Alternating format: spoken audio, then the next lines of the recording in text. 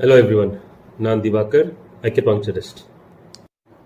ರಾತ್ರಿ shoulder pain ಜಾಸ್ತಿ ಆಗ್ತಿದ್ಯಾ? ಸೈಡ್ ವೈಸ್ ಮಲ್ಗೋದಕ್ಕೂ ಆಗ್ತಾ ಇಲ್ವಾ? ಸ್ಲೀಪ್ ಕೂಡ ಡಿಸ್ಟರ್ಬ್ ಆಗ್ತಾ ಇದೆ. ನಿಜ ಏನಂದ್ರೆ ಫ್ರೋઝನ್ ಶೋಲ್ಡರ್ ರಾತ್ರಿ ಹೆಚ್ಚು ತೊಂದರೆ ಕೊಡುತ್ತೆ. ಎಷ್ಟು ಅಂತ ಮಾತ್ರೆ ತಗೊಳ್ಳೋದು? ಮಾತ್ರೆ ತಗೊಂಡು ಸಾಕಾಯಿತು. ಎಕ್ಸಸೈಸ್ ಮಾಡಿ ಆ ಶೋಲ್ಡರ್ ಪೇಯ್ನ್ ಹೋಗ್ಸೋಣ ಅಂತಂದರೆ ಎಕ್ಸಸೈಸ್ ಕೂಡ ಸರಿಯಾಗಿ ಮಾಡೋಕ್ಕಾಗ್ತಾ ಇಲ್ಲ. ಪೇಯ್ನ್ ಜಾಸ್ತಿ ಆಗ್ತಾನೇ ಇದೆ. ಹೌದು, ಪೇಯ್ನ್ ಜಾಸ್ತಿ ಆಗೇ ಆಗುತ್ತೆ. ಯಾಕಂದರೆ ನೀವು ಅದರ ರೂಟ್ ಕಾಸ್ನ ಟ್ರೀಟ್ ಮಾಡೇ ಇಲ್ಲ. ಇದಕ್ಕೊಂದು ಸಿಂಪಲ್ ಸೊಲ್ಯೂಷನ್ ಹೇಳ, acupuncture therapy. First acupuncture therapy ಮಾಡಿಸಿ, ಆಮೇಲೆ ಅದರ ಎಫೆಕ್ಟ್ನ ನೋಡಿ. ನೀಡಲ್ಸ್ ಭಯ ಇದ್ದರೆ ಫಸ್ಟ್ ಅದನ್ನು ಬಿಡಿ, ಫಸ್ಟು ಹುಷಾರಾಗೋದನ್ನು ನೋಡಿ.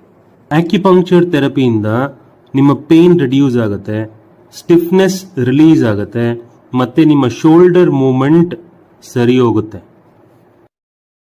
ಲಾಕ್ ಆಗಿರೋ ಶೋಲ್ಡರ್ನ ಬೇಗ ಅನ್ಲಾಕ್ ಮಾಡ್ಕೊಳ್ಳಿ and get back to your regular movement quickly.